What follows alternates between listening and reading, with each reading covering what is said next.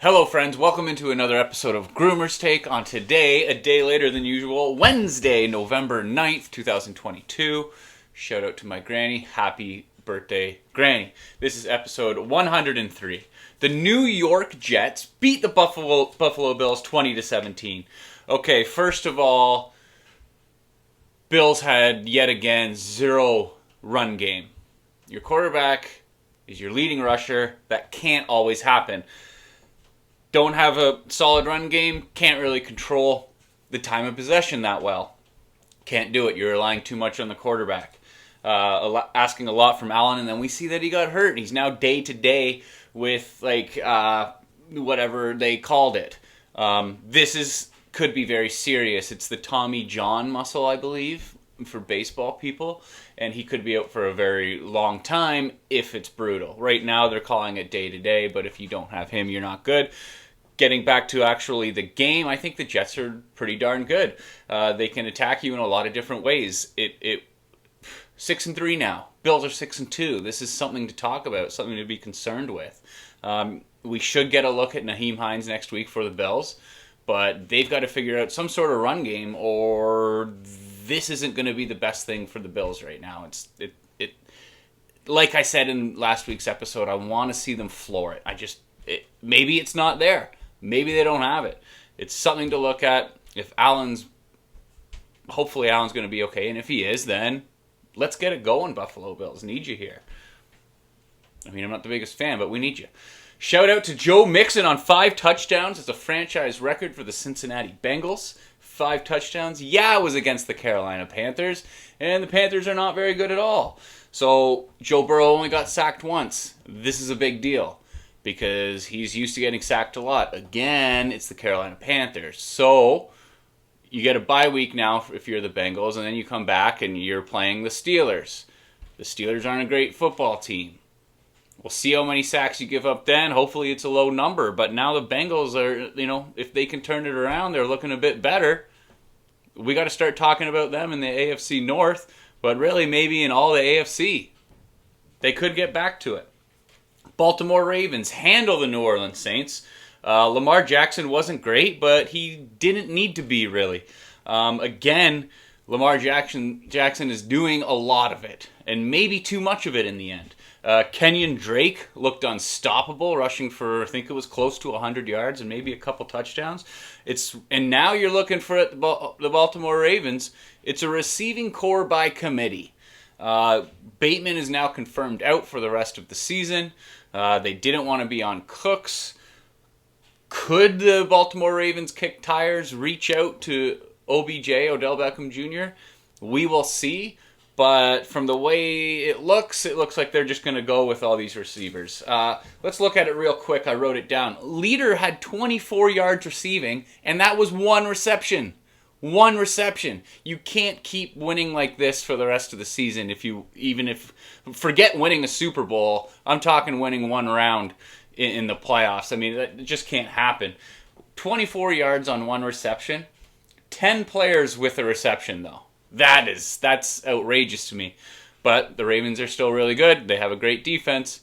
I'm just worried about the offense, as I said last week. But we'll see how it goes. Could the Cowboys land Odell Beckham Jr.? Jerry Jones has come out and said, that Dallas star could look really good on him. I have learnt today that it's good to have options. I was saying, do they really need him there? Well, you don't ever really need anything when you're already a really good team, but having the option to bring in somebody can just scare the hell out of other teams or really help you when that scenario arises, whether it's a huge play in a game or whatever it may be. Having options is key. We'll quickly look at the Dallas Cowboys depth chart here. We've got Zeke and Pollard in the backfield. Arguably, Pollard has looked a lot better. I know Zeke has been a little bit hurt, a little bit banged up, but either one of them going is very scary. Dak has come back looking pretty good. And then let's just see what the wide receiver core here looks like. You got Lamb, Gallup, and then Noah Brown. Noah Brown's been hurt. And then you got Jalen Tolbert, I believe it is, who they drafted this year. But those three guys, you could quickly plug in an OBJ there if it works. And yeah, okay, that's a lot of lethal options, weapons to have. They got Dalton Schultz at tight end. So if Dallas wants to really start competing with the Philadelphia Eagles, who won again, this could be a huge addition. It's got to be good being OBJ right now, right? You sit out, you stay healthy, you stay fit, you stay game ready, and then when that time comes, you see what teams are out there or who would want you, and you possibly compete / win for another Super Bowl. It's a pretty good gig OBJ has, and we'll see where he lands. I would put Dallas as the front runner right now, but if I'm Baltimore again, like I'm asking them, hey, what's up? Where's your mindset? Frank Reich, staying with football real quick, fired as the Indianapolis Colts head coach. I mean, yeah, sure, why not? They're playing so terrible. The more shocking thing to me is that Jeff Saturday, a former center for the Colts, in front of Peyton Manning for years and years, goes from being an NFL analyst or wherever he was, and boom, now you're going to be calling plays for the Colts on an NFL field, in an NFL game. Jim Irsay saying, like, this has nothing to do with us trying to lose games. He's not concerned that he brought in Saturday, who has no experience. I call BS. It's just weird. For him to come back next season, it means I don't know. There's no way you're trying to win football games here on out. Groomer's take, my opinion here. And it's also kind of a slap in the face for the coaches on that team who are already there, or coaches who have been in a system or in a program for years and years grinding to try and get a head coaching job. And now it's just like, oh, hey, bud, here, come in, call play. Awfully weird. We're going to end this little NFL segment here with the Green Bay Packers and talking about how, man, oh man, are they bad. They lose to the Lions. And here I am 2-3 weeks ago, maybe 4, but at the beginning of the year, I'm saying how I love Green Bay to come out of the NFC. That's not happening. I don't want to rip on Aaron Rodgers, but I don't think he's the best teammate. I don't think he's taken time to really get to know any of these younger wide receiver core players here. There's a lot of rookies, a lot of unexperienced players. And it looks bad. And in a way, too, some of his wide receivers can't stay healthy, but he's putting them in situations where they're just getting killed. And it's not good. And I like how we've ended this little segment with the Colts and Packers because, correct me if I'm wrong, I think the Colts were kind of rumored to maybe be a landing spot for Rodgers if he wasn't going to come back to Green Bay. I know that he signed the contract and everything, but could this work next year? Time will tell. But either way, I just wanted to get out and say, wow, was I wrong about the Green Bay Packers? I'm sure a lot of people would have been. NHL. Winning streaks and losing streaks are the main topic here. The New Jersey Devils have won 7 games in a row. Don't know too much about them. They're not too fancy. They're never really front and center on any of these highlight packages. But what I do notice from them is that they can attack you with all 4 forward lines, and it seems to be working. The defense is staying pretty relatively balanced, led by Dougie Hamilton, and Vitek Vanacek, believe I said that right, is just rolling. And I think Blackwood recently got injured, so this is going to be his crease now. Do I see this success continuing? Maybe not at the pace that it is, but I do believe that they could be a very good team and definitely flirting with a playoff spot. The Vegas Golden Knights have won now 8 in a row after beating the Toronto Maple Leafs in overtime last night, and I will give a shout out to them because I didn't think Vegas was going to be as good as they have been. They're doing a great job again. Another team that can kind of attack you with 4 lines. Defense is holding strong with Pietrangelo and Theodore. I love those two back there on the blue line. And the goaltending keeps it going. And again, a big shout out to Bruce Cassidy for going in there and getting these guys rolling because they moved a lot of pieces because of cap issues, and now they're just winning hockey games, and that's exactly what you want. I mean, it seems like they've been in the year 5-6 years now, and they're on their 3rd coach. I believe it is. And for Bruce Cassidy to just jump right in there and get these guys rolling, huge, huge shout out to him. Losing streaks. Number 1, Ottawa Senators have lost 6 in a row.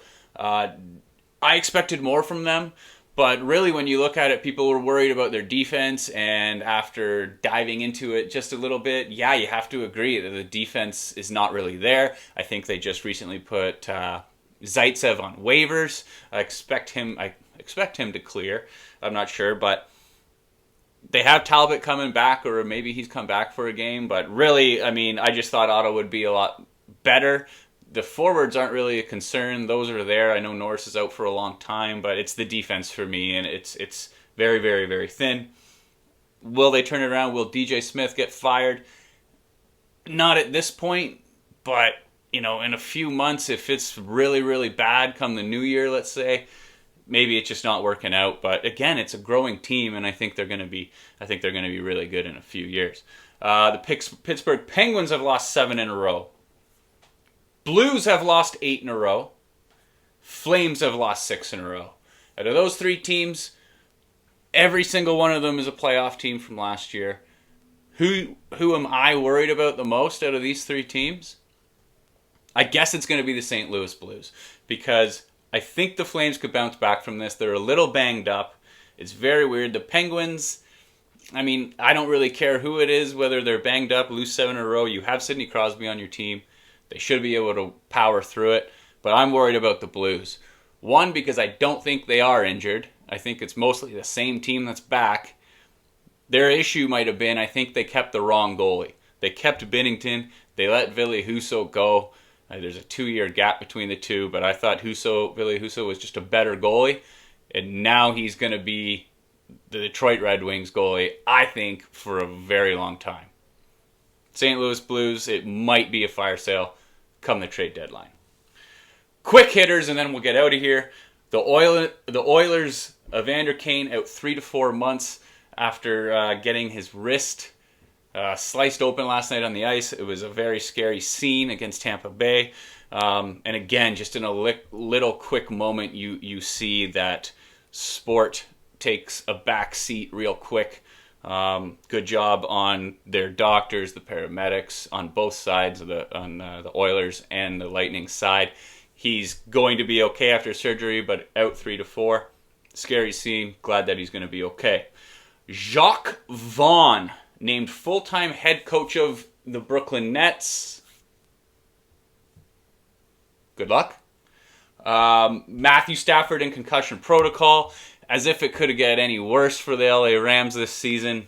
And Tiger Woods set to play at the Hero World Challenge. I can't remember when that is, but he hasn't played golf in like 4 months or so. I'll watch Tiger Woods play golf anywhere in the world, at any track, at any dog track, anywhere. So that'll be exciting to see. Adam Groom here. Groomer's Take, thanks for tuning in. Enjoy your evenings. Enjoy your weekend. We'll see you next week. Bye-bye.